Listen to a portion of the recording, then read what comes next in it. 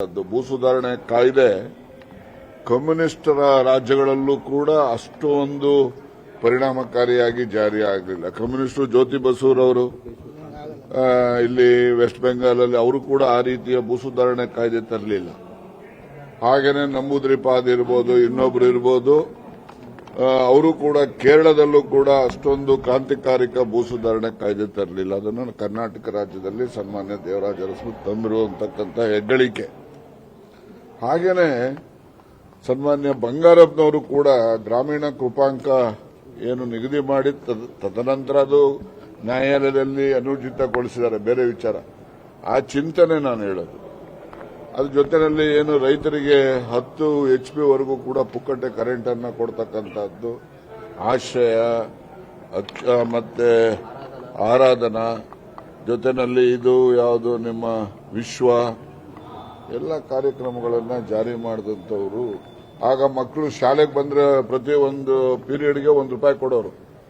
ಆನಂತರ SM ಕೃಷ್ಣರವರು ಅವರು ಬಿಸಿ ಊಟದ ಯೋಜನೆಯನ್ನ ತಂದಂತದ್ದು.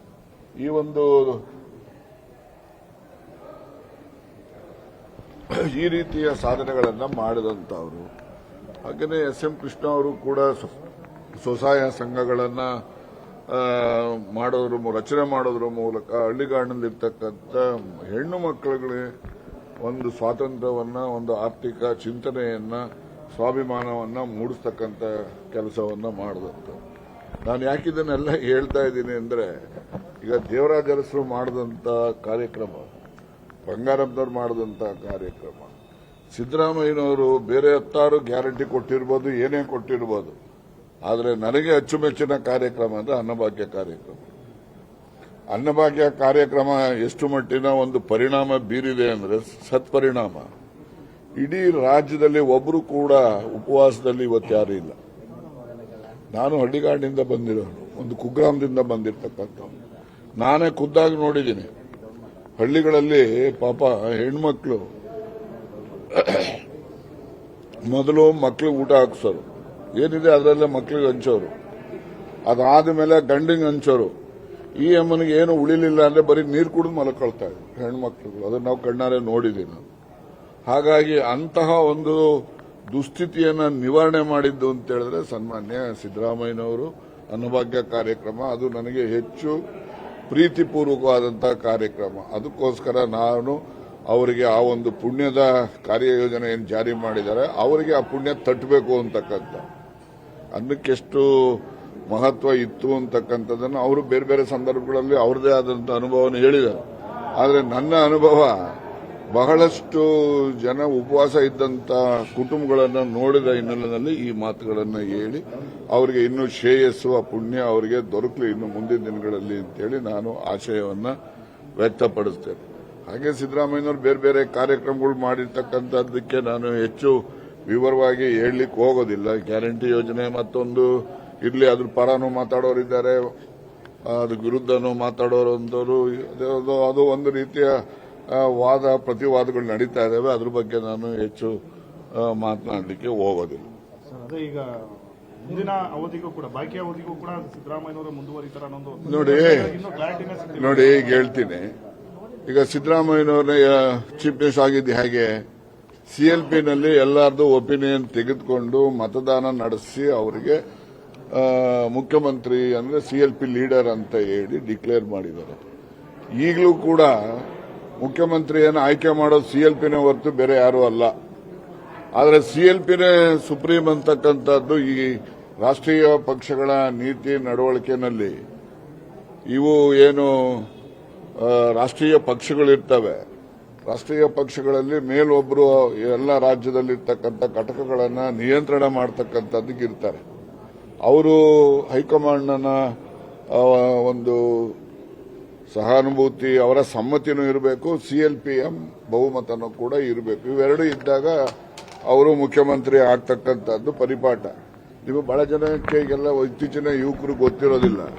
72ರಲ್ಲಿ ದೇವರಾಜ ಅರಸರು ಮುಖ್ಯಮಂತ್ರಿ ಆದಾಗ ಅವ್ರು ಶಾಸಕರೇ ಇರಲಿಲ್ಲ. ಅವರು ಶಾಸಕರು ಇಲ್ಲದೆ ಇದ್ದವ್ರನ್ನ ಆಯ್ಕೆ ಮಾಡಿದ್ದು ಹೇಗೆ, ಅಂದಿನ ಶಾಸಕಾಂಗ ಪಕ್ಷದ ಸದಸ್ಯರುಗಳ ಬಹುಮತದ ಆಧಾರದ ಮೇಲೆ ಅಂದು ನಮಗೆ ಅಬ್ಸರ್ವರ್ ಆಗಿ ಎಐಸಿಸಿಯಿಂದ ಬಂದಿದ್ದರು ಉಮಾಶಂಕರ್ ದೀಕ್ಷಿತ್ ಅವರು ಎಲ್ಲರದ್ದು ಅಭಿಪ್ರಾಯ ಪಡೆದು ಅಭಿಪ್ರಾಯದಲ್ಲಿ ಈ ತರ ದೇವರಾಜ ಅರಸರ ಸೂಚನೆ ಬಂದಿದೆ ಅಂತಕ್ಕಂಥದ್ದನ್ನ ಶ್ರೀಮತಿ ಇಂದಿರಾ ಗಾಂಧಿ ಅವರು ಆ ದಿವಸ ಬಾಂಗ್ಲಾದೇಶದಲ್ಲಿದ್ದರು.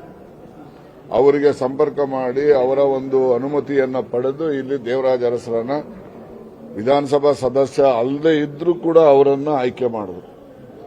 ಆಯ್ಕೆಗೆ ಕಾರಣ ಅಲ್ಲಿನ ಅಂದಿನ ಸಿಎಲ್ಪಿಯ ಸದಸ್ಯರುಗಳ ಅಭಿಪ್ರಾಯ ಮತ್ತು ಹೈಕಮಾಂಡ್ನ ಸಹಮತಿ ಅದಿದ್ದರಿಂದ ಆಯ್ತೆ ಹೊರತು ಬೇರೆ ಯಾರೋ ಕೂತ್ಕೊಂಡು ಅದನ್ನು ತೀರ್ಮಾನ ಮಾಡೋಕ್ಕಾಗೋದಿಲ್ಲ. ಈಗ ಬದಲಾವಣೆ ಮಾಡಿ ಬೇರೆಯವ್ರಿಗೆ ಅವಕಾಶ ಕೊಟ್ರೆ ಮುಂಬರ್ತಕ್ಕಂಥ ಚುನಾವಣೆಗಳು ಕೂಡ ಅನುಕೂಲ ಆಗುತ್ತೆ ಅನ್ನೋ ಒಂದು ವಾದನೂ ಕೂಡ ಇದೆ. ನಾನು ಬಹಳ ಸರಿ ಹೇಳಿದ್ದೀನಪ್ಪ, ವಿಧಾನಸಭೆಯಲ್ಲೂ ಭಾಷಣದಲ್ಲೂ ಹೇಳಿದ್ದೀನಿ. ಈಗ ಯಡಿಯೂರಪ್ಪ ಇಲ್ಲ ಅಂದ್ರೆ ಬಿಜೆಪಿ ಇಲ್ಲ ಅಂತ ಹೇಳಿದ್ದೀನೋ ಇಲ್ವೋ? ಅಸೆಂಬ್ಲಿಲಿ ಹೇಳಿದ್ದೀನಿ. ಮತ್ತೆ ತಿರ್ಗಾ ಪದೇ ಪದೇ ಯಾಕೆ ಕೇಳ್ತೀರಿ? ಸಿದ್ದರಾಮಯ್ಯ ಇಲ್ಲ ಅಂದ್ರೆ ಕಾಂಗ್ರೆಸ್ ಇಲ್ವಾ ಅಂತ ಎಷ್ಟು ಸತಿ ಹೇಳ್ಬೇಕು? ಯಡಿಯೂರಪ್ಪ ಇಲ್ಲ ಅಂದ್ರೆ ಬಿಜೆಪಿ ಇಲ್ಲ, ದೇವೇಗೌಡ ಅವ್ರ ಕುಟುಂಬ ಇಲ್ಲ ಅಂದ್ರೆ ಜೆಡಿಎಸ್ ಇಲ್ಲ, ಸಿದ್ದರಾಮಯ್ಯ ಇಲ್ಲ ಅಂದ್ರೆ ಕಾಂಗ್ರೆಸ್ ಇಲ್ಲ. ಅಷ್ಟೇ ನಡೀರಿ. ಮುಂದೆ ಕಾಂಗ್ರೆಸ್ ಪಕ್ಷ ಉಳಿಬೇಕು ಅನ್ನೋದಾದ್ರೆ ಹೈಕಮಾಂಡ್ ಅವ್ರು ಗಮನಿಸಬೇಕು. ಇಲ್ಲಿ ಬದಲಾವಣೆ ಕಾಂಗ್ರೆಸ್ ಪಕ್ಷ ಎಲ್ಲ ಜಾತಿಯವರಿಗೂ ರಕ್ಷಣೆ ಮಾಡತಕ್ಕಂಥದ್ದು ಕಾಂಗ್ರೆಸ್ ಪಕ್ಷ. ಈಗ ಉದಾಹರಣೆಗೆ ತಗೊಳ್ಳಿ, ದೇವರಾಜ ಅರಸರು ಅವ್ರಿಗೆ ಇನ್ನೊಬ್ಬ ಶಾಸಕ ಇಲ್ಲ ಅವ್ರ ಜಾತಿಯವರು. ವೀರಪ್ಪ ಮೊಯ್ಲಿ ಅವರು ಮುಖ್ಯಮಂತ್ರಿ ಆಗಬೇಕಾದ್ರೆ ಇನ್ನೊಬ್ಬ ಶಾಸಕ ಅವ್ರ ಜಾತಿಯವರು ಇರಲಿಲ್ಲ. ಧರ್ಮ್ ಸಿಂಗ್ ಮುಖ್ಯಮಂತ್ರಿ ಆಗಬೇಕಾದ್ರೆ ಇನ್ನೊಬ್ಬ ಶಾಸಕ ಅವ್ರ ಜಾತಿಯಲ್ಲಿ ಇರಲಿಲ್ಲ. ಆದರೆ ಎಲ್ಲ ಸಣ್ಣ ಜಾತಿಗಳಿಗೂ ಕೂಡ ಅಧಿಕಾರವನ್ನು ಕೊಡ್ತಕ್ಕಂಥದ್ದು ಅಂದ್ರೆ ಕಾಂಗ್ರೆಸ್ ಪಕ್ಷ ಮಾತ್ರ. ನೋಡೋಣ, ಹೇಳಿ ಬಿಜೆಪಿನಲ್ಲಿ ನಮ್ಮ ಪಕ್ಷ ಬಂದ್ರೆ ನಾಳಿಕೆ ಒಬ್ಬ ದಲಿತರನ್ನ ಮುಖ್ಯಮಂತ್ರಿ ಮಾಡ್ತೀವಿ ಅಂತ ಹೇಳಿ ನೋಡೋಣ. ಅವರು ಹೇಳಕ್ ಸಾಧ್ಯನೇ ಇಲ್ಲ. ಆದ್ರೆ ದಲಿತರಾಗಕ್ಕಾಗ್ಲಿ, ಅಲ್ಪಸಂಖ್ಯಾತರಾಗ್ಲಿಕ್ಕಾಗ್ಲಿ, ಇನ್ನೊಬ್ಬರು ಪರಿಶಿಷ್ಟ ವರ್ಗದವರಾಗಬೇಕಾಗ್ಲಿ, ಅದಕ್ಕೆಲ್ಲರಿಗೂ ಕೂಡ ಏನಾದ್ರು ಅವಕಾಶ ಬರುತ್ತೆ ಅಂತಕ್ಕಂಥ ಆಸೆ ಇದ್ರೆ ಅದು ಕಾಂಗ್ರೆಸ್ ಪಕ್ಷದ ಮೇಲೆ ಮಾತ್ರ ಭರವಸೆ ಇಡುತ್ತೆ. ಆಗ್ತಾರ್ರಿ, ಏನು ಆಕಾಶದಿಂದ ಒಂದೇ ಸರಿ ಹಿಡಿಯೋಕ್ಕಾಗ್ತದ? ಈ ಪಂಕ್ತಿನಲ್ಲಿ ಎಲ್ಲ ಕೂತ್ಕೊಂಡಂಗೆ ಎಲ್ರಿಗೂ ಟರ್ನ್ ಬಂದೇ ಬರ್ತದೆ. ಬರೋವರೆಗೂ ಕಾಯ್ಬೇಕಷ್ಟೇ. 2028ಕ್ಕೂ ಸಿದ್ದರಾಮಯ್ಯ ಲೀಡರ್ಶಿಪ್ ಅಲ್ಲೇ ಹೋದ್ರೆ ಗೆಲ್ಲೋದು ಅಂತನಾ ಹೇಗೆ ಸರ್? ನೋಡಪ್ಪ, ಅವರು ಈಸ್ ಎ ಮಾಸ್ ಪುಲ್ಲರ್. ಅವರು ಗೊತ್ತಾಯ್ತಾ? ಸುಮ್ಮನೆ ಅಸೂಯೆಗೆ ಯಾರು ಏನ್ ಬೇಕಾದ್ರೂ ಹೇಳ್ಕೋಬಹುದು. ಅವರು ಮಾಸ್ ಪುಲ್ಲರ್ ಇರೋದ್ರಿಂದ ಅವರಿದ್ರೆ ಕಾಂಗ್ರೆಸ್ ಪಕ್ಷಕ್ಕೆ ಮತಗಳು ಬರ್ತಕ್ಕಂಥದ್ದು. ಇಲ್ಲ ಅಂತ ಹೇಳೋದು ಸಾಧ್ಯ ಇಲ್ಲ ಅಂತ ನನ್ನ ವೈಯಕ್ತಿಕ ಅಭಿಪ್ರಾಯ. ಅದು ಯಾರು ಒಪ್ಪೋದು ಬಿಡಬಹುದು, ಅದು ಅವ್ರವ್ರಿಗೆ ಸೇರಿದ್ದು. ಸರ್, ಮುಂದಿನ 2.5 ವರ್ಷದಲ್ಲಿ ಸಿದ್ದರಾಮಯ್ಯನವರ ಆಡಳಿತದಿಂದ ಏನ್ ಎಕ್ಸ್ಪೆಕ್ಟ್ ಮಾಡಬಹುದು ಸರ್ ರಾಜ್ಯದ ಜನತೆ? ನೋಡ್ರಿ, ಬಡವರು ನೆಮ್ಮದಿ ಜೀವನ ಮಾಡಬೇಕು, ಬಡವ್ರ ಮಕ್ಕಳು ದೊಡ್ಡ ವಿದ್ಯಾವಂತರಾಗಬೇಕು, ಅವರು ದೊಡ್ಡ ದೊಡ್ಡ ಸ್ಥಾನಗಳನ್ನ ಬರಬೇಕು, ಮತ್ತೆ ಅವರು ಕೂಡ ಸಮಾಜದಲ್ಲಿ ಸ್ವಾಭಿಮಾನದ ಬದುಕನ್ನು ನಡೆಸ್ತಕ್ಕಂಥದ್ದು ದಟ್ಟ ದರಿದ್ರ ಸಮುದಾಯಕ್ಕೂ ಕೂಡ ದೊರಕಬೇಕು. ಆಗ ಮಾತ್ರ ಸಮಾಜದಲ್ಲಿ ನ್ಯಾಯ ಇದೆ, ಅಂಬೇಡ್ಕರ್ ಅವರ ಸಂವಿಧಾನಕ್ಕೆ ಬೆಲೆ ಇದೆ ಅಂತಕ್ಕಂಥ ಭಾವನೆ ಬರ್ತದೆ. ಅದನ್ನ ಮಾಡ್ತಕ್ಕಂಥ ಪ್ರಯತ್ನ ಸಿದ್ದರಾಮಯ್ಯ ಅವರು ಮಾಡ್ತಾರೆ. ನನಗೇನು ಅದ್ರದ್ದು ಆಸೆ ಏನಿಲ್ಲವಲ್ಲ.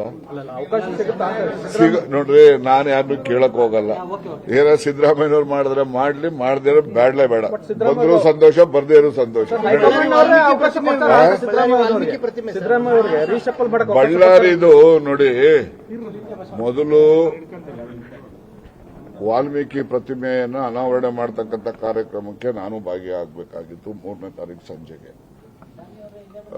ಆ ದಿವಸ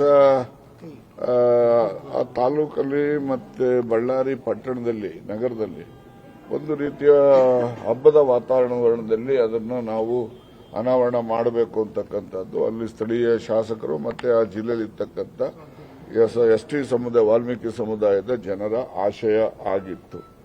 ಆ ಕಾರ್ಯಕ್ರಮವನ್ನು ನಡೆಸ್ತಕ್ಕಂಥ ಸಂದರ್ಭದಲ್ಲಿ ಯಾವುದೋ ಒಂದು ಕ್ಷುಲ್ಲಕವಾದಂಥದ್ದು ಒಂದು ಫ್ಲೆಕ್ಸ್ ಕಟ್ಟಿದ್ರೂ ನಡೆಯೋದು, ಕಟ್ಟದೇ ಇದ್ರೂ ನಡೆಯೋದು. ಕಟ್ಟಿದ ಮೇಲೆ ಅದನ್ನು ತೆಗೆದುಹಾಕುವಂಥದ್ದು, ಕಟ್ಟತಕ್ಕಂಥದ್ದನ್ನೇ ಕೂಡ ಜಗಳ ಮಾಡ್ಕೊಂಡು ಕಟ್ಟುವಂಥ ಅಗತ್ಯತೆ ಏನಿರಲಿಲ್ಲ. ಗೊತ್ತಾಯ್ತಾ? ಆಯ್ತಪ್ಪ, ಕಟ್ಬಿಟ್ಟಿದ್ದಾರೆ ಬಿಡಪ್ಪ ಹೋಗ್ಲಿ ಅಂತಕ್ಕಂಥ ಭಾವನೆ ಆದ್ರೂ ಇವ್ರಿಗಾದ್ರೂ ಇರಬೇಕಾಗಿತ್ತು. ಅದನ್ನೆಲ್ಲ ಅರ್ಧ ಹಾಕೋದು, ಕಿತ್ತಾಕ್ಸೋದು. ಈಗ ಕಟ್ಟಿದ್ದು ಸರಿನಾ, ಇಂಥವನು ಕುರ್ಚಿ ಹಾಕೊಂಡು ಇಂಥ ಮನುಷ್ಯ ಕೂತ್ಕೊಂಡು ಮಾಡ್ದ ಸರಿನಾ ಅಂತ ನೀವು ಕೇಳ್ಬೋದು. ಆದ್ರೆ ಅದು ಸರಿ ಇಲ್ಲ, ಕಟ್ಟಿದ ಮೇಲೆ ಕಿತ್ತಾಕಿದ್ದು ಸರಿ ಇಲ್ಲ. ಈ ಗೊಂದಲದಲ್ಲಿ ಅಲ್ಲಿ ಏನು ಆ ಒಂದು ಅನಾವರಣ ಕಾರ್ಯಕ್ರಮ ಮುಂದೂಡಿದ್ದಾರೆ, ಅದು ವಾಲ್ಮೀಕಿ ಸಮುದಾಯಕ್ಕೆ, ಬರೀ ವಾಲ್ಮೀಕಿ ಮಹರ್ಷಿಗೆ ಮಾತ್ರ ಅವಮಾನ ಮಾಡಿದಂತದ್ದಲ್ಲ, ವಾಲ್ಮೀಕಿ ಸಮುದಾಯಕ್ಕೆ ಮಾಡಿರ್ತಕ್ಕಂಥ ಅವಮಾನ. ನಾನು ತಪ್ಪು ಅಂತ ಹೇಳ್ತಾ ಇಲ್ಲಮ್ಮ. ಈಗ ಎಲ್ಲ ಕಡೆ ಕಟ್ಕೊಂಡ್ ಬಂದಿದ್ದಾರೆ. ಎಲ್ಲ ಕಡೆ ಕಟ್ಟಿದ ರೀತಿಯಲ್ಲಿ ಅಲ್ಲೂ ಕೂಡ ಕಟ್ಟಿರಬಹುದು. ಆದ್ರೆ ಅವರ ಏನು ಅಂದ್ರೆ ನಾನು ಹೇಳೋದು ಕಟ್ಟಿದ್ದು ಸರಿ ಅಂತಾನೂ ಹೇಳಲ್ಲ, ತಪ್ಪು ಅಂತಾನೂ ಹೇಳಲ್ಲ. ಒಂದ್ ಪಕ್ಷ ತಪ್ಪೆ ಅಂತ ನಾವು ಭಾವನೆ ಮಾಡ್ಕೊಳ್ಳೋದೇ ಆದ್ರೆ ದೊಡ್ಡತನ ಮೆರಿಬೇಕು ಯಾವಾಗ್ಲೂ ಕೂಡ. ಅದು ಮಹರ್ಷಿ ವಾಲ್ಮೀಕಿದದು, ಬೇರೆ ಯಾವುದೇ ಒಂದು ಪುಸ್ತಳಿಯನ್ನ ಅನಾವರಣ ಮಾಡ್ತಕ್ಕಂಥಲ್ಲ. ಇಡೀ ನಗರವೇ ಹಬ್ಬದ ವಾತಾವರಣದಲ್ಲಿ ಇರತಕ್ಕಂಥ ಸಂದರ್ಭದಲ್ಲಿ ಒಬ್ರು ಯಾರೋ ಅದಕ್ಕೆ ಅಪಚಾರ ಮಾಡುವಂತದ್ದು ಮಾಡೋದು ರಾಜಕಾರಣದಲ್ಲಿ ಒಳ್ಳೇದಲ್ಲ. ಸರ್, ತಮ್ಮ ಮನವಿ, ತಮ್ಮ ಕೂಗು ರಾಹುಲ್ ಗಾಂಧಿ ಅವರು ಮುಟ್ಟಿದೆಯಾ ಸರ್? ಯಾಕಂದ್ರೆ ನೋಡಪ್ಪ, ನಾನು ಬರೆಯೋದು ನನ್ನ ಕೆಲಸ ಮಾಡಿದ್ದೀನಿ. ಮುಂದಿಂದು ಏನಾಗ್ತದೆ ಏನು ಹೋಗ್ತದೆ ಅದಕ್ಕೆ ನಾನು ಜವಾಬ್ದಾರನು ಅಲ್ಲ, ಅದಕ್ಕೆ ನಾನು ಉತ್ತರನೂ ಹೇಳೋದಿಲ್ಲ. ಮುಂದಿನ 2.5 ವರ್ಷದಲ್ಲಿ ಸಿದ್ದರಾಮಯ್ಯನವರಿಗೆ ಫ್ರೀ ಹ್ಯಾಂಡ್ ಸಿಗುತ್ತಾ ಸರ್? ಆಡಳಿತಾತ್ಮಕವಾಗಿ ಪವರ್ ಸೆಂಟರ್ ಹೆಚ್ಚಾಗಿದ್ದಾವೆ ಅಂತ ನೀವೇ ಹೇಳಿದ್ರಿ. ಪವರ್ ಸೆಂಟರ್ಗಳು ಬಹಳ ಆಗಿವೆ ಅಂತ ಹೇಳಿ ಫ್ರೀ ಹ್ಯಾಂಡ್ ಸಿಗುತ್ತಾ ಅಂತ ಅಡ್ಮಿನಿಸ್ಟ್ರೇಟಿವ್ ಅಲ್ಲಿ? ನಾನು ಹಿಂದೆ ಹೇಳಿದ್ದೀನಲ್ಲ, ತಿರ್ಗಿ ಯಾಕೆ ಹೇಳಿಸ್ತೀರಿ?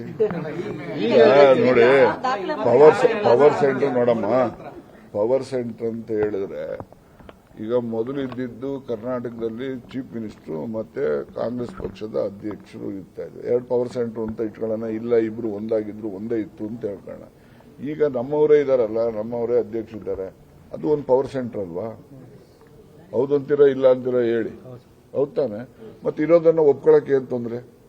ಅದನ್ನ ಪವರ್ ಸೆಂಟರ್ ಇದ್ದೇ ಇದೆ, 1, 2, 3 ಇನ್ನೊಂದಿದ್ರೆ ಇನ್ನೊಂದು ಆಗ್ತದೆ. ಒಮ್ಮತ ಬರ್ತಾ ಇಲ್ವಲ್ಲ ಸರ್? ಯಾವುದು ಒಮ್ಮತ ಪವರ್ ಸೆಂಟರ್ಗಳಲ್ಲಿ ಒಮ್ಮತ ಇಲ್ಲದೆ ಇರೋದ್ರೆ ಕಾರ್ಯಕರ್ತರು ಕಾಂಗ್ರೆಸ್ ಪಕ್ಷ ಯಾವತ್ತೂ ಕೂಡ ಡೆಮಾಕ್ರೆಟಿಕ್ ಪಕ್ಷ ಇದು. ಇದರಲ್ಲಿ ಪ್ರತಿಯೊಬ್ಬನು ಅವನ ಅಭಿಪ್ರಾಯ ಹೇಳಲಿಕ್ಕೆ ಅವನಿಗೆ ಅರ್ಹತೆ ಇದೆ. ನೀವು ಅದನ್ನ ಬಿಟ್ಬಿಟ್ಟು ಬೇರೆ ಪಾರ್ಟಿಲಿ ಹೇಳಿ ನೋಡಿವಂತೆ ಬೆಳಿಗ್ಗೆನೆ ಓಡಿಸ್ಬಿಡ್ತಾರೆ. ದೇವೇಗೌಡ ಮುಂದೆ ಹೇಳಿ ನೋಡಿವಂತೆ ಬೆಳಿಗ್ಗೆನೆ ಇವನು ಯಾರು ಅಂತ ಕಳಿಸ್ತಾರೆ. ಯಾರು? ಪರಮೇಶ್ವರ್ ಸೂಟು, ಅವರೇನು ಸೂಟಲ್ಲಿ ಇವತ್ತು ಹೊಲ್ಸ್ಕೋಬೇಕಾ? ನೀನು ಹೊಲ್ಸ್ಕೊಡ್ಬೇಕಾ? ನಾನು ಹೊಲ್ಸ್ಕೊಡ್ಬೇಕಾ? ಅವರು ಹುಟ್ಟಿರೋದೇ ಸೂಟಲ್ಲಿ, ನೀನು ಅದಕ್ಕೆ ಯಾಕೆ ಸೂಟ್ ಶುಭಗಳಿಗೆ ಅಂತಾರೆ. ಡಿ.ಕೆ. ಶಿವಕುಮಾರ್ ಅವರು ಶುಭಗಳಿಗೆ ಕಾಯ್ತಾ ಇರುವಂತದ್ದು. ನೋಡಿ, ಆಸೆ ಪಡೋದ್ರಲ್ಲಿ ತಪ್ಪೇನಿಲ್ಲ. ಸರ್, ಅಧ್ಯಕ್ಷರನ್ನ ಭೇಟಿ ಆದ್ಮೇಲೆ ರಾಜಣ್ಣ ಅವರು ಸಾಫ್ಟ್ ಆಗಿದ್ದಾರೆ ಅಂತ ನಾನು ಅವತ್ತೇ ಹೇಳಿದ್ದೀನಿ. ನಾನು ಇಲ್ಲಿನವರೆಗೆ ಏನೆಲ್ಲ ಸ್ಟೇಟ್ಮೆಂಟ್ ಮಾಡಿದ್ದೀನಿ ಅದಕ್ಕೆ ಬದ್ಧ ಅಂತಾನೂ ಹೇಳಿದ್ದೀನಿ. ಯಾವುದೇ ಬದಲಾವಣೆ ಏನಿಲ್ಲ. ಏನ್ ಸಂಧಾನ ಏನಿದೆ? ಈಗ ನಾನು ಡಿ.ಕೆ. ಶಿವಕುಮಾರ್ ಹಳೆಯ ಸ್ನೇಹಿತರು, ಸಿದ್ದರಾಮಯ್ಯನವರು ನಾವು ಪರಿಚಯ ಆಗಿ ಸ್ನೇಹಿತನ ಬೆಳೆಯೋದಕ್ಕಿಂತ ಮುಂಚಿತವಾಗೂ ಕೂಡ ಇದ್ರು. ನಾನು ಅವರು ಜೊತೆನಲ್ಲಿ ವಿದೇಶ ಪ್ರವಾಸಗಳನ್ನು ಬಹಳ ಮಾಡಿದ್ದೀವಿ, ಗೊತ್ತಾಯ್ತಾ? ವಿದೇಶ ಪ್ರವಾಸ ಮಾಡಿದ್ಮೇಲೆ ಯಾರೆಲ್ಲ ಹೆಂಗಿರ್ತಾರೆ ಅಂತ ಗೊತ್ತಲ್ವಾ ನಿಮ್ಗೆ? ನೋಡಿರಿ